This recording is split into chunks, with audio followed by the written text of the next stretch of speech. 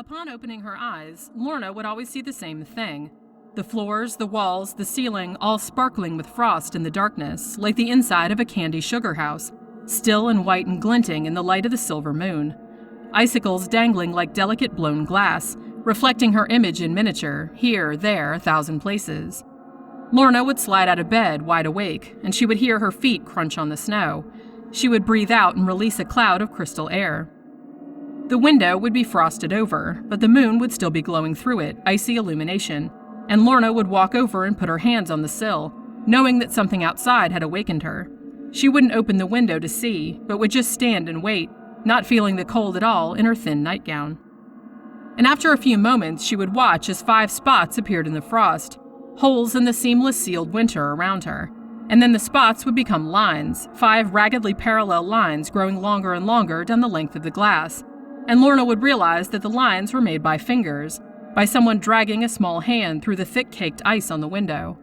She would try to peer through the lines, reality through prison bars, through zebra stripes, and she would strain with the cornea of one eye practically touching the glass, but she'd see nothing but a dark shape running away into the woods. And wherever that shape had just passed, the world would be white and soft and silent, covered in a blanket of snow. Lorna had been having the dream since childhood. "I can't get rid of it, you know," said the old man, fumbling with the lock on the front door. He was easily past 80, stooping and nearly bald. The armpits of his yellow t-shirt were sopping. "Had a for sale sign in the window for a while, but don't see the point anymore." "I wasn't even aware that anyone owned it." Lorna fanned herself with her notebook, glancing up and down the street, which was deserted. The old man turned and smiled, reminding Lorna of a half-rotted jack-o'-lantern. "Everything's owned by somebody," he said. He went back to work on the door, and a second later it swung inward. Voila! Lorna peered around him into the dimness. She took a step forward, but he didn't move. "Aren't you coming in?" she said. "I'd rather not." He was looking at her again, and his eyes looked as though they'd been immersed in clear jelly. She wondered if he'd been drinking. "You don't believe all those stories, do you?" He glanced inside, the interior a twilight gray, broken up by harsh yellow rectangles from the uncurtained windows.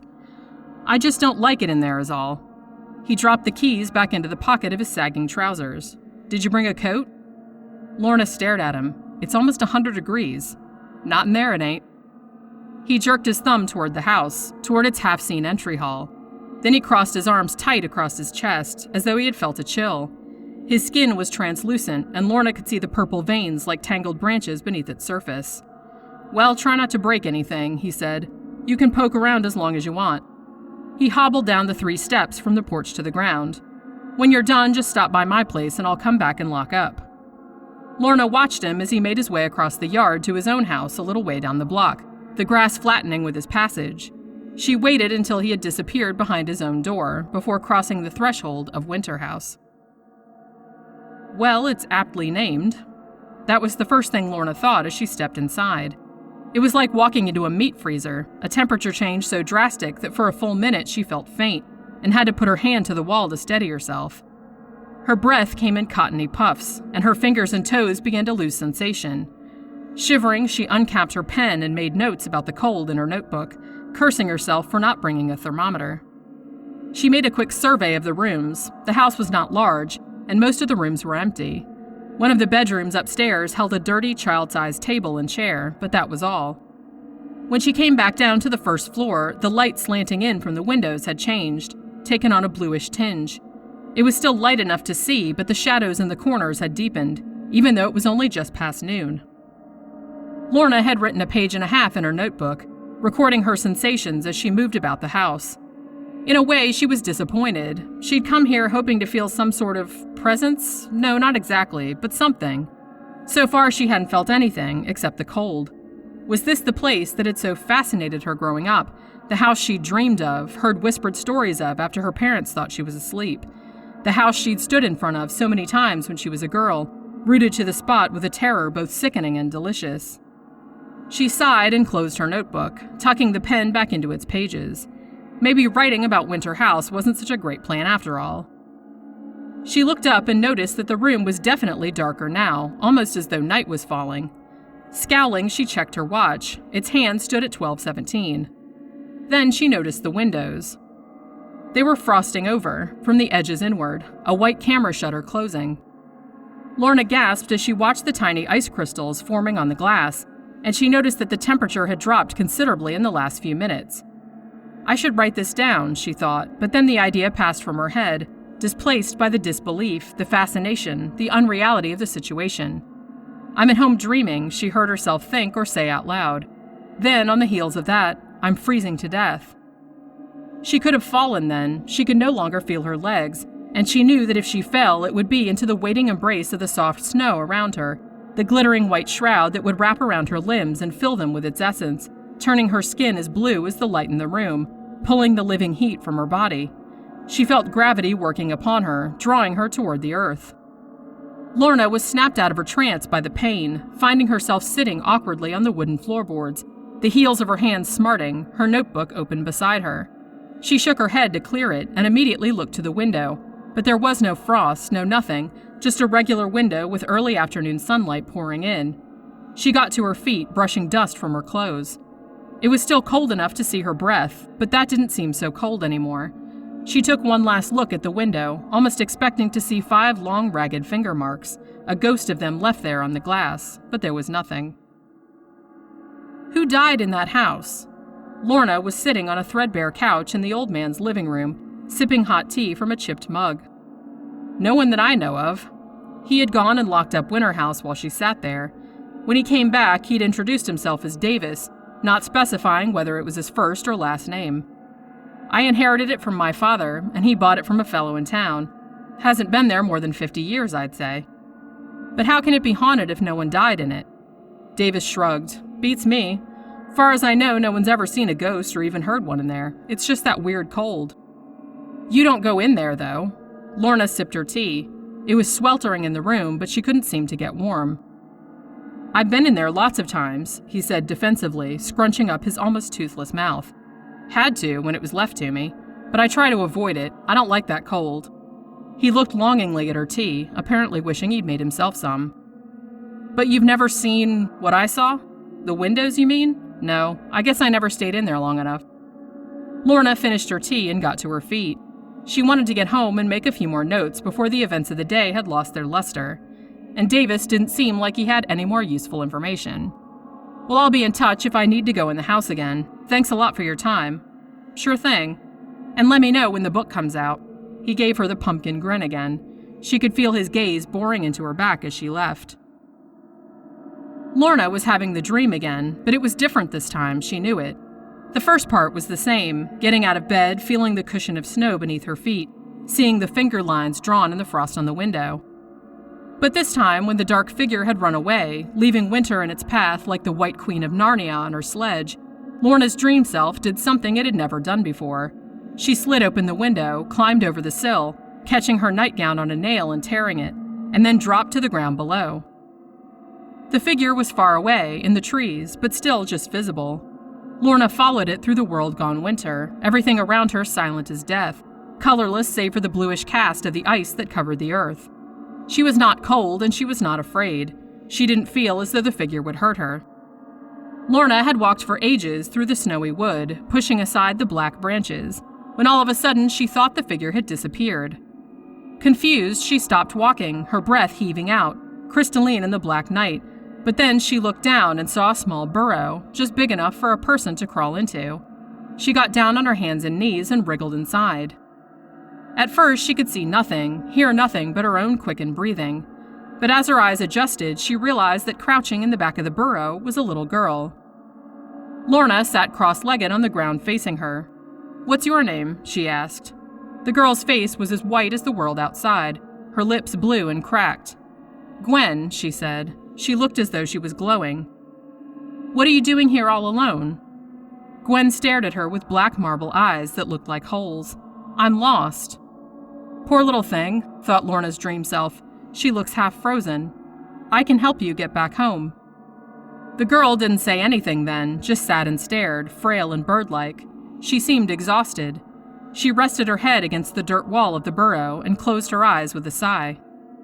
And suddenly it was as though Lorna was transported into the girl's weary reverie, because all at once she was back in Winterhouse, standing on the wooden floorboards, and all around her the windows were frosting over, white fingers spreading, concealing. The cold had a cruel weight, pressing down and into her bones, and she clutched at herself desperately in a vain attempt to keep warm. The house was growing darker and darker, the cold becoming harsher, coating the rooms with a layer of icy death. Lorna felt the same sensation she'd experienced earlier in the day, when her waking self had stood in this very spot, that feeling of falling into the loving arms of the freeze, succumbing to it, wrapping herself in it like a second skin. And then Gwen, the little girl, was there before her, standing at the foot of the stairs, and with small, deliberate steps, moving slowly as though walking was difficult for her, the girl mounted the stairs and began to climb. Lorna followed her, teeth chattering helplessly. The cold had entered her body and was killing it from the inside out, blood glaciating in her veins. The girl entered the room upstairs, the one that had held the child-sized table and chair, abandoned and covered with dust. But now the room was fully furnished, with fresh pink wallpaper and a little bed with a lavender quilt, and the table and chair were new. A few crayons were scattered across the floor, and a doll was propped up on the pillows. Gwen crossed the room, not seeming to notice Lorna watching her, and stretched her arms above her head, arching her back, yawning in a charming, childlike way. She pulled back the covers on the bed, revealing matching lavender sheets, and then she crawled in under the quilt, snug and warm, nestling down with a smile on her tiny china mouth, on her blue lips, a smile that spoke of a long journey finally at its end, of a well-deserved rest to come. The house went dark as Lorna stood in the doorway, the cold closed in, and she saw no more. Filtered sunlight falling on her closed lids coaxed Lorna from sleep. She felt strange, uncomfortable. There seemed to be something in the bed with her, poking at her arms and face. She opened her eyes, blinked twice, and then sat up sharply. She wasn't in her bed at all. She was on the ground in the woods, her nightgown torn and tangled, amid the pine needles and dead leaves that crinkled beneath her body. Lorna looked around her, seeing no one. The trees reached upward on all sides, and various bird songs drifted down from their heights. She didn't know where she was. And then she noticed the burrow, rather small like an animal would make, but big enough for a person to crawl into. Despite the yellow heat of the morning oozing down upon her, Lorna's skin was suddenly swept with cold goose flesh, fingers of ice on her body and her blood. She approached the entrance of the burrow, an unsteady rhythm tripping in her chest. She knew what she would find in there. She peered into the darkness, into the hole where none of the sun's light would reach. The tiny skeleton was there, the skull still wedged against the dirt wall where it had fallen when the little girl had succumbed to the sleep from which she would never awaken. The bones were as white as a new snowfall, luminous in the blackness of the hollow. Lorna got to her feet, seeing the frozen woods of her dream superimposed upon the summery reality, and for a second everything was cold and still, the air pristine and clear as a pure frost. Even the birds had stopped singing, as if they sensed this change of season, this clash of opposing forces. And then Lorna shed a single tear, a token of mourning for the lost little girl, who had dreamed of home as the winter closed in around her. The tear grew cold as it slid down her cheek, and as it fell it caught the light, a frozen prism, and reflected the snow-covered world back at her from its crystal heart.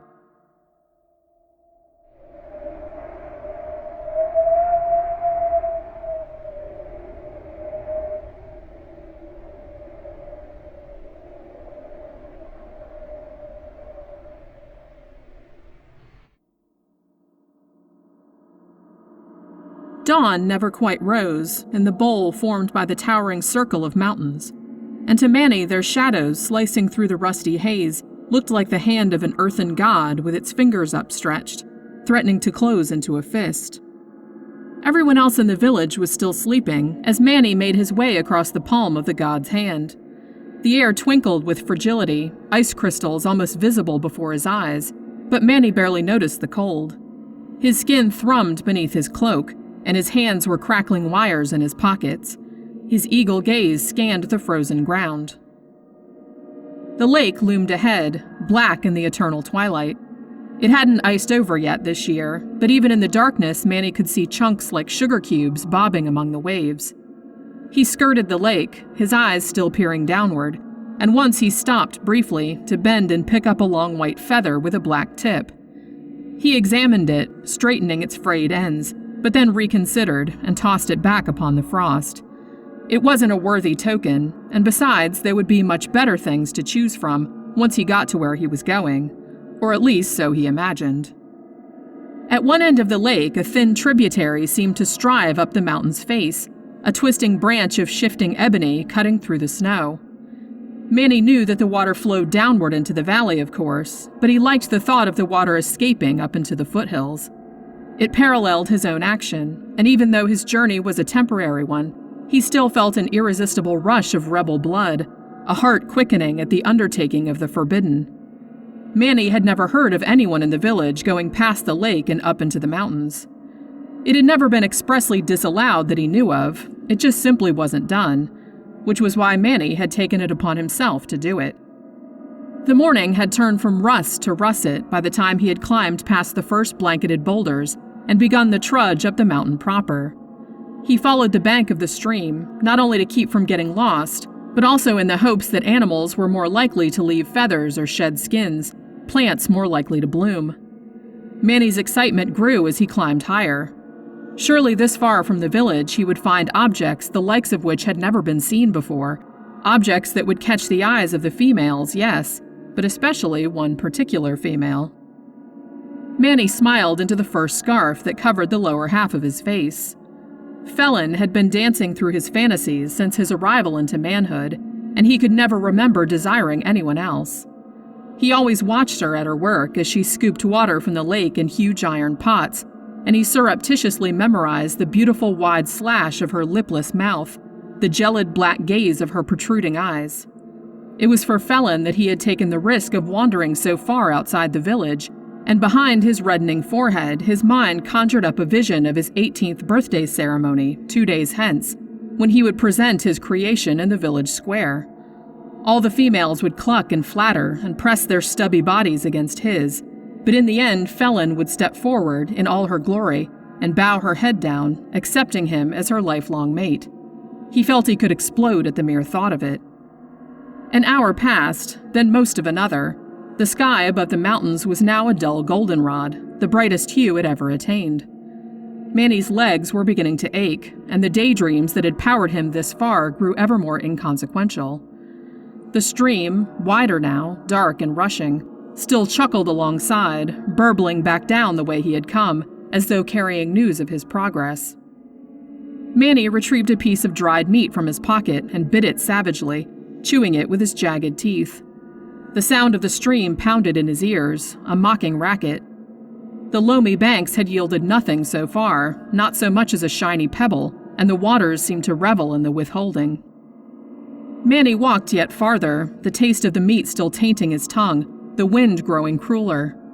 He would not allow himself to return to the village empty-handed. Even if no one knew where he had gone or for what purpose, he would still wear the stench of failure around him like a shroud. He would rather go on into the mountains and freeze to death than return to Felon's questioning gaze. He did permit himself one glance back over his shoulder, and he was startled to see how high above the valley he was, how forlorn were his footprints in the snow.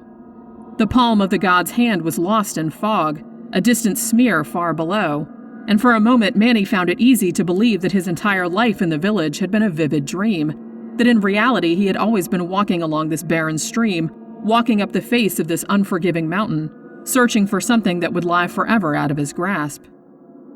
Goldenrod had faded back into russet, and Manny's sturdy legs moved of their own volition, pistons of flesh, disconnected from the controlling mind. Manny had eaten the entire day's rations and watched the snow swirling before him with exhausted detachment. Shifting black shapes began to dance in front of his eyes, and Manny had a lucid moment in which to wonder if the shapes were boulders or simply the opening gambit in the game of oxygen deprivation that would lead to his death. He blinked, the blur of snowflakes stinging his eyes, and with slow realization the solidity of the shapes became apparent. Forgetting the throbbing pain in his limbs, he took a few steps forward, fearing the vision would fade. It did not, and instead traced more distinct outlines against the snow, resolving itself into right angles and human-made order. Manny stopped again, astonished. It was a village. True, it appeared to be a long-abandoned village, the roofs of the buildings showing skeletons of wood, the hardy winter gardens weed-choked and neglected. Manny took only a moment to wonder at the cause of the abandonment, whether it had been some natural disaster or a well-planned attack. Such things were not of great interest to him. He was here now, and in 2 days he would open his heart to Felon and hope that she accepted him. He needed badly to impress her, and here in this soulless place he could, perhaps, find the means to do so. He plunged through unshoveled snowdrifts and unchecked plant growth. The roof of the first house had completely fallen in, rendering the interior impassable, but the next house looked virtually untouched. He eagerly pushed through the door and into a square front room littered with any number of objects that glittered intriguingly in the dimness. Manny's energy and optimism returned 100-fold. He unslung the canvas bag from his shoulder and began taking stock. Here was a series of shelves that groaned beneath the weight of unbelievable treasures. The frost-rimmed and rotting books were clearly useless, but there was a breathtaking panoply of colored glass objects, various-sized vases with delicate etching, small mirrors with silver filigree frames, globes with flattened bases and bubbles suspended inside.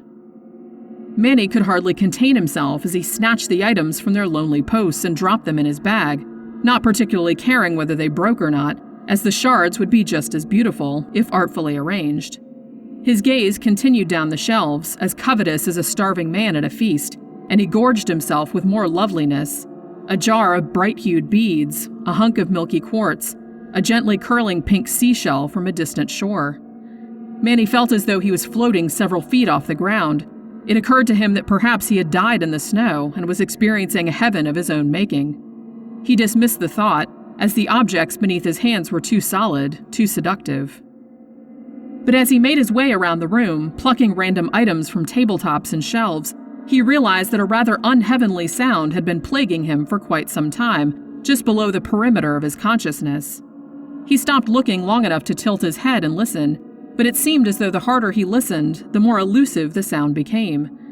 It was almost like the sound was sentient, aware of his scrutiny.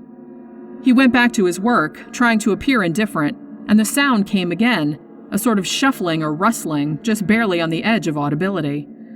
As Manny moved toward the next room of the tiny house, it struck him that the sound could almost be a chorus of whispers and furtive movement, the sound of many people trying and failing to avoid detection.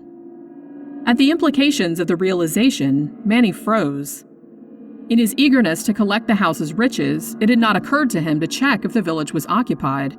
He had not called out, he had simply taken the brief evidence of his eyes as gospel and forged ahead accordingly. But what if there were people still living here, squatters perhaps, who had taken over the village after its residents had abandoned it? Or worse yet, what if the whispering voices, and they were voices he was hearing, he was almost certain of that now, were those of the invading force, the bloodthirsty savages who had decimated this remote mountain outpost, leaving no one alive. The cold seemed to have permeated to Manny's core, and for a moment he found it impossible to move. The room ahead of him was swathed in shadow, and though the voices weren't specifically emanating from there, they were, Manny thought, omnipresent. He swore he could almost see movement, a hint of black against black. The canvas bag felt filled with lead, and his heart was rapid cannon fire. He opened his mouth to speak, to ask if anyone was present, but his throat was paralyzed. The whispering seemed louder now, as if the whisperers had seen him and assessed his weakness, and were perhaps preparing for decisive action. Manny, picturing a hulking figure bearing down on him, sword blade glittering, finally found his strength and turned to run, the thought of Felon and further pillage forgotten. The second he turned, his newfound strength drained from his body. A dark silhouette blocked the house's entrance. "Who are you?" it said. The voice was not a whisper, but high-pitched and forceful. It spoke in a strange dialect. Manny wasn't certain of the exact words, but their meaning was clear enough. Still wondering whether the figure had come to take off his head or if it was simply a product of his cold and fear-numbed brain, he slowly put his palm on his chest. "Manny," he said. The sound of his own gruff rumble startled him. The figure stepped forward, and in the interior dimness its contours began to take shape. It was obviously some type of human, but like none Manny had ever seen. It was tall and lithe, with regular symmetrical features, and extraordinary skin that glowed pink and was free of welts or crevices. The being pushed back the furred hood of its coat, revealing a shining fall of hair the color of waving wheat sheaves in the summer. Manny gasped at the sight of it. "Manny? Is that your name?" It pointed at him with a long, delicate finger. Then it pointed to its own chest. "Oni," it said, its voice like music on a gentle breeze. Manny felt his thin-lipped mouth stretching into a wide smile. Oni.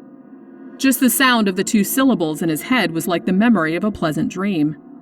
He could not tell whether the stranger was male or female, as it lacked the clear tattoo that differentiated the sexes in his own village, but whatever Oni was, it was magnificent. "What are you doing here, Manny?" The stranger moved closer, warily, not returning his smile, but not seeming particularly hostile either.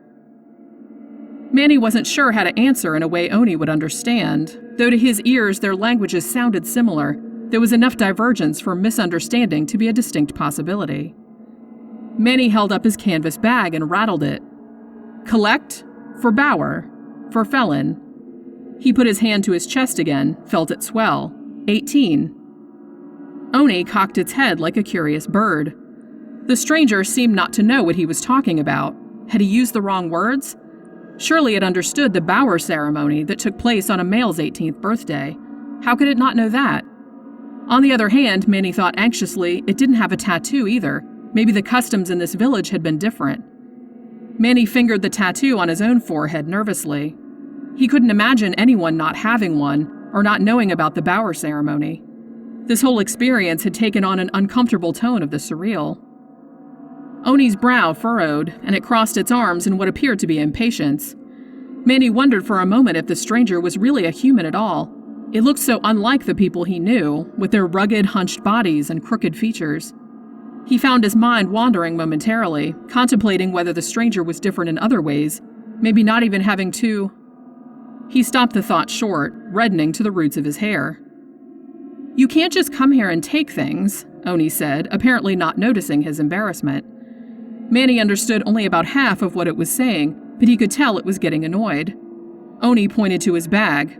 "Those things belong to someone."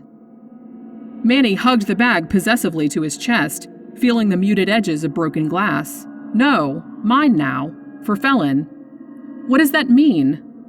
Oni's perfectly spaced eyes were large and seemed to blaze in the dimness. The whispering voices had grown loud again, an army of noises upon the air. Manny shrunk from the stranger's obvious wrath, still clutching his treasures for dear life. A long moment passed, then the whispering quieted, and Oni's features seemed to soften. "I'm sorry," it said, the light going out of its eyes. It stepped toward him again, its palms outstretched in a gesture of peace. "Come here, I'd like to show you something." Manny started to shake his head no, tensing his leg muscles to flee, but something in the stranger's expression made him pause. Oni was clearly upset about his collection of the Bower treasures, but now it appeared that the odd human was changing its mind for some mystifying reason. Still keeping a tight hold on his bag, Manny followed Oni's graceful form as it strode confidently into the whispering darkness in the next room. At first, Manny could see nothing but vague shadows, but then there was a scrape as a match was struck, and suddenly the small chamber was painted with thick yellow light.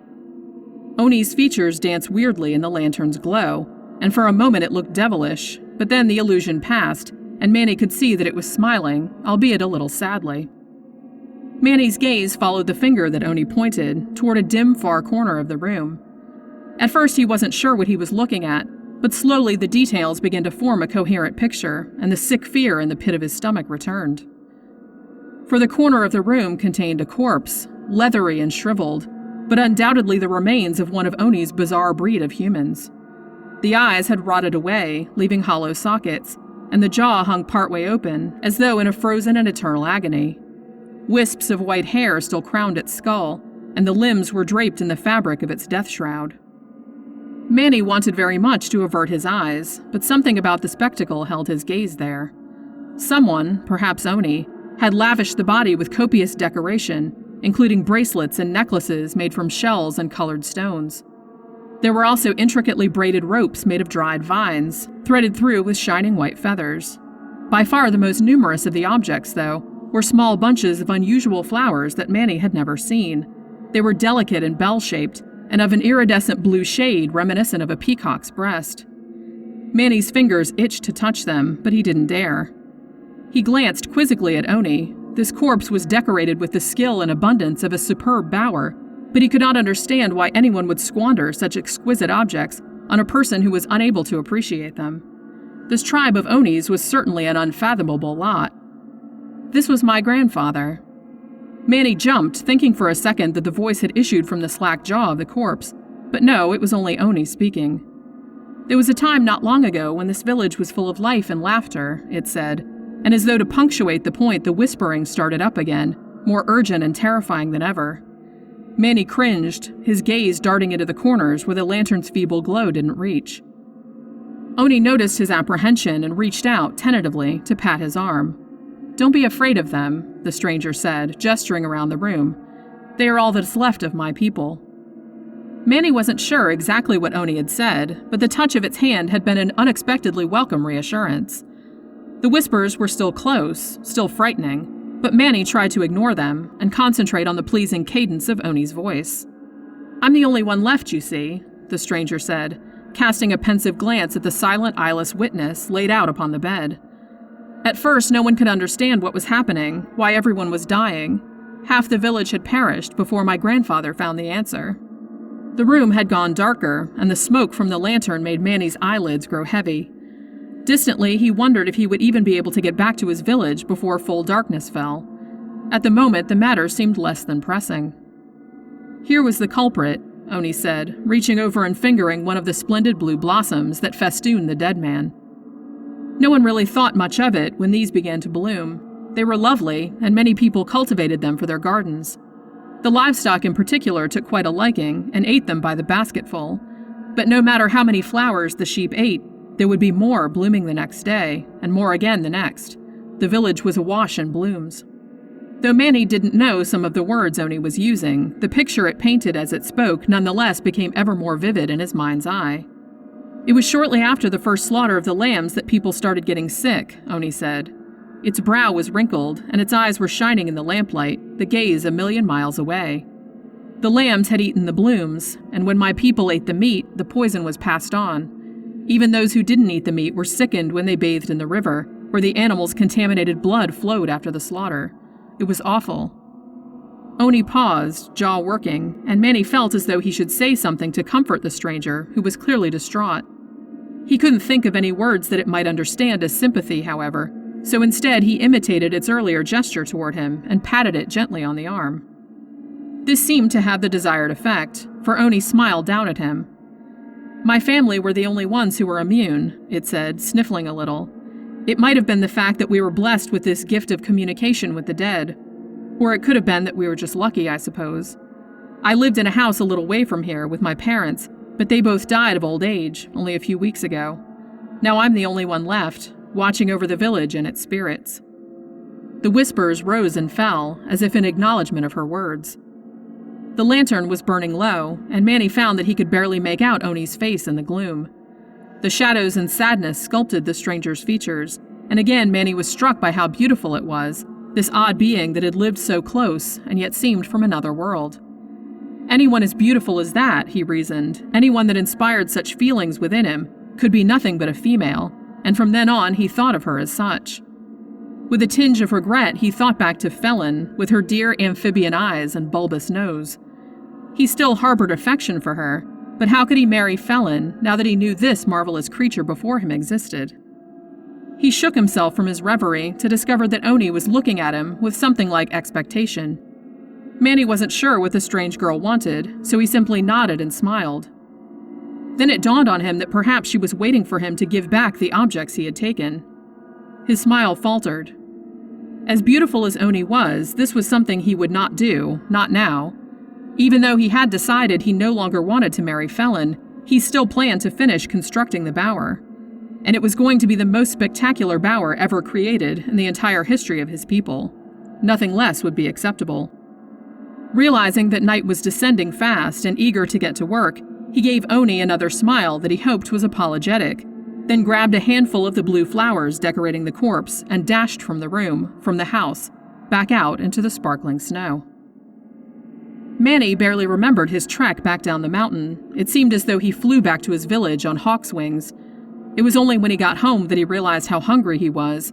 His mother had been in her cage all day, but he released her so she could boil some soup for him and cut thick slabs of bread from the day-old loaf to set before him. She watched him as he wolfed down his food. The F tattooed on her forehead was crinkled with concern, but she did not ask him where he had been. His supper demolished, Manny locked the cage door after his dutiful mother and raced out to the workshop that leaned against the back garden fence. The small wooden structure had once belonged to his father, but after his death, Manny had appropriated it for his own purposes. With trembling hands, he set the canvas bag down on one of the work tables and lit all the lanterns. Soon enough, the guttering flames had warmed the room to a point where Manny could remove his outer cloak, though not the wool coat beneath. His breath came out in cotton puffs as he sifted through his newly acquired treasures. He couldn't help but feel a little disappointed that he'd failed to explore the other houses in Oni's village. Who knew what other riches were waiting there? He mollified himself somewhat by noticing the exquisite nature of the objects he had managed to collect, and what an impressive display they would make when arranged in the bower's front chamber. Only 2 of the glass vases had broken, so Manny carefully chipped the shards into attractive shapes, then broke a 3rd vase to gather enough material for a sort of mosaic he planned. Once he had considered the best way of showing off the items to most striking effect, he moved to the bower itself, which was perched on another work table on the other side of the room. The completed framework of the rear chamber was large enough for a person to sit cross-legged in, with a round hole in the floor through which the wedding mechanism would operate. Later, after the wedding ceremony was finished, the mechanism would be removed to make room for the chamber pot that fitted beneath. Manny reached under the back part of the cage and pulled the lever, noting with satisfaction how the iron and wood hydraulic arm emerged smoothly from the opening, its grasping claws sharp and gleaming in the lantern light. He fetched a bottle of oil from a nearby shelf and lubricated the joints to keep the mechanism from seizing up at the critical moment. The back chamber itself needed only a perfunctory going over. Manny tested the strength of the iron bars and pushed on the floor to make sure it could hold sufficient weight. Then he moved to the other side of the bower and peered into the front chamber. This was of equal size to the cage in the rear, but rather than bars, it was comprised of solid wood sides with a curved ceiling. In the back of this chamber was a small hinged panel that opened into the cage. He had painted the walls of the chamber with dyes made from berries and crushed insects, so they bore an attractive violet hue, but were otherwise bare. Soon, however, this barrenness would be remedied. Manny had no idea of the time when he finally stepped back from his work and surveyed the finished product. His eyes were dry and pulsing in their sockets. His fingers were oozing blood over the fresh scabs that had formed hours earlier, but the bower was finished, and it was immeasurably more beautiful than he ever could have imagined. The violet walls served as a shimmering backdrop for his artful arrangements of glass and bead and blossom. Spirals of shattered quartz glittered like stars against a painted sky, and everywhere the rainbow glint of glass enticed the eye with breathtaking patterns of stunning complexity. And topping it all off were the tiny nodding heads of the bluebells, wreathing the walls in indigo garlands, their heady aroma permeating the chamber with a scent of heaven. It was a masterpiece, a work of genius, and Manny's exhaustion and exaltation combined into a sense of godlike euphoria. This bower was not only the most beautiful ever made by human beings, it was the most beautiful object of any kind, anywhere on Earth. He was as certain of that fact as he was that the bower was far too extraordinary to be wasted upon the stunted and fish-lipped females of this forsaken village. His 18th birthday was still another sunrise away, but by that time he would have already taken a wife who was worthy of his wonderful creation. Manny slept not at all after finishing his masterwork, and though he was so weary he could barely stand, he could not wait to get on his way. Climbing the mountainside with bower in tow would be a challenge, but it had to be done, and so he would find a way. After the better part of an hour was spent poking around the workshop, Manny finally decided to build a simple sledge from leftover wood planks and drag the bower behind him. This bit of construction took more than another hour, and Manny realized the windows of the workshop were now looking out upon the burgundy glow that signaled the dawn.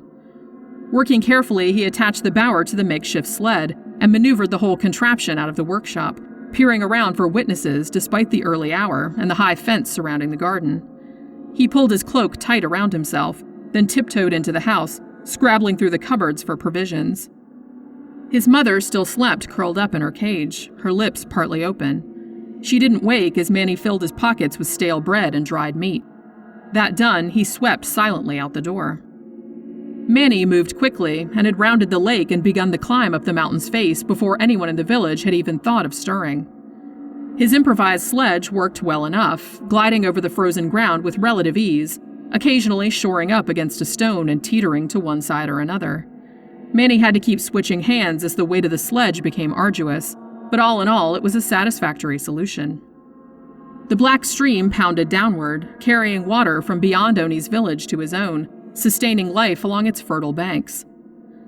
The tips of the mountains above him were aglow from the unseen sun by the time he sighted the first of the dark structures of Oni's village. The place looked exactly the same as it had when he'd left it, what seemed to be years ago. The houses were crippled and desolate, the only signs of life the ubiquitous bluebells that climbed around fence posts and carpeted the neglected lawns. Manny wanted to call out to Oni, but the whispering voices seemed to push in around him, suppressing his speech. He had forgotten how terrible they were when Oni wasn't around to control them. He stood in the center of the snug ring of houses, his hands still clutching the rope that had pulled the sled. He wondered if Oni was in one of the houses, looking out at him, perhaps angry at how he had run away yesterday. He made a slow circle, squinting in vain into the darkened windows of the cottages. He gestured to the sled and then to himself, trying to make Oni understand that he had brought something for her. Surely she couldn't refuse him after she'd seen the bower. The ghostly voices echoed through the narrow streets, a cacophony of hostility, but a moment later the sound subsided, and Manny saw Oni emerging from a house at the far end of the square. Her expression seemed to be one of bemusement, but she did not speak as she approached him. Manny was nearly jumping up and down in his excitement, making nervous circles around the laden sledge. Oni stopped a few feet from him and looked down at the bower. Her expression didn't change, and Manny was confused. How could she not be overwhelmed by the workmanship that had gone into it, the artistry with which he had fashioned the delicate chambers? He felt his face growing hot, and his smile tightened. Perhaps she simply didn't understand the enormity of this custom, the importance of what he was offering. He would have a great deal of work ahead of him. "Oni," he said, a little impatiently. When she looked at him, he reached up and took her hand. With his other hand, he pointed to the bower. "You, Manny and Oni." He pointed to himself. She smiled at him, but her face still betrayed puzzlement. "You made this for me?" She gestured to herself. Manny nodded vigorously. Perhaps she wasn't as stupid as he had supposed. "Oh." She peered down into the front chamber, and her face lit up. "There's Grandfather's things. I thought you had just stolen them." She raised her head and fixed her gaze on his. "You broke some of his vases, though." Manny wasn't sure what she was saying, but she seemed to have got the gist of the situation, so he kept smiling. When she had straightened back up, Manny said, "Ceremony, Manny and Oni." He pressed his palms flat against each other. "Male and female." "Oh!" Oni's lovely eyes went wide, and then she laughed, a joyous ringing sound. Manny didn't know what she was laughing at, but she didn't sound cruel or contemptuous, so he joined her in laughter. Perhaps she was just very happy, now that she had finally understood what he offered. After a few moments, Oni's laughter faded, and she stood there, looking down at Manny and the bower. Manny stopped laughing abruptly. Why was she just standing there? At home, when the females accepted the offer of the bower, they put their heads down in deference, and then crawled into the bower for the final portion of the marriage ceremony, the sealing of the pact. Oni was standing there, tall and proud, deferring to no one. What was the matter with her? Manny took her hand again, as roughly as he would have if she had been a recalcitrant child, and pointed insistently at the bower. When she still appeared not to understand, Manny was forced to squat down and mime, crawling in through the opening. At last, comprehension dawned upon her pretty face. "I have to go inside?" she asked, and Manny nodded, hoping she'd said what he thought she had. She was obviously not taking the ceremony very seriously, and this made Manny very angry. This was not how he had pictured his wedding. But then, she was not of his people, and could not be expected to know everything. After the ceremony, he would have to coach her more on the correct way of doing things. He was glad to see, though, that she had at last bent over and crawled halfway into the front chamber of the bower. "It's awfully small in here," she said, her voice muffled, and although Manny felt an almost irresistible urge to push her in, he was just able to restrain himself. The females always entered the bowers of their own free will. Oni's feet, clad in furred boots, were all that was still visible. Once more he heard her muffled and amused voice. "What do I do now? Go through here?" He didn't answer, since it appeared that she'd already opened the hinged panel and made her way into the rear chamber. Now he could see her through the iron bars, see her expression, which was rapidly going from amusement to annoyance. "This is a cage, Manny," she said flatly. Manny said nothing. She looked at him through the bars, a beautiful bird of paradise. "Is that all? Can I come out now?" Manny gave her a stern look, then sat cross-legged on the ground, gesturing for her to do the same. She sighed and mumbled something under her breath, but sat on the floor of the cage, tilting her head and staring at him expectantly. Normally, at this point in the ceremony, the male would ask if the female was ready for the final sealing of the pact, but as Manny didn't know how to ask such a thing in a way she would understand, he simply reached over and flipped the lever that controlled the mechanism beneath the cage. In a brief moment, he thought, his flesh growing hot with anticipation, the machine would remove the now vestigial penis from his bride, leaving only the vagina, which now belonged to him alone, a supplement to his own pair of hermaphroditic organs. The procedure, he had heard, was extremely painful but quick, and afterwards the bride was truly a woman, a wife. Manny heard the well-oiled joints of the metal arm springing into action, and he heard the startled gasp that escaped Oni's lips. He smiled at her reassuringly, trying to tell her with his eyes that it would all be over very soon, but her face had gone ashen, her eyes grown to enormous size in a look of abject horror. There was another sound, one of flesh rending, and then Oni screamed, a scream so high and long that he thought the gods themselves must have halted in their labors and pressed their hands to their ears. A trickle of blood escaped from beneath the cage, shiny and dark on the dim-lit snow, and then the trickle became a torrent, and Manny leaped to his feet, unable to comprehend the sight. This had never occurred at any of the ceremonies he had attended, and he had no idea what was happening. The blood was now coming in red waves, spreading like tributaries from a great river, splattering his shoes, seeping into the frozen ground, and inside the cage Oni appeared to be crumpling, shrinking, as her life force spilled out upon the snow. The echo of her scream still clanged in his ears, but the throat that had issued the sound would clearly scream no longer. Manny approached, tentatively, hoping that perhaps some flutter of movement would herald a miracle, but Oni's slack face was going pale against the bars, her blonde hair tangled around her shoulders, her eyes open and empty. Before Manny could even begin to consider what had gone wrong, he realized that the still air around him was now abuzz with whispering voices, spiraling upwards into the shrieks of devils as the spirits of the village rose up in fury at the destruction of their soul-living ancestor. Manny's head swiveled this way and that, his panicked gaze scouring the darkness for some sign of them, some visual representation of their formless bodies, perhaps as wrathful angels descending upon him with flaming swords. He saw nothing, but the sound grew louder, unbearable, thundering, and somehow it was worse, knowing they were there but being unable to see them, face them, try to appeal to them.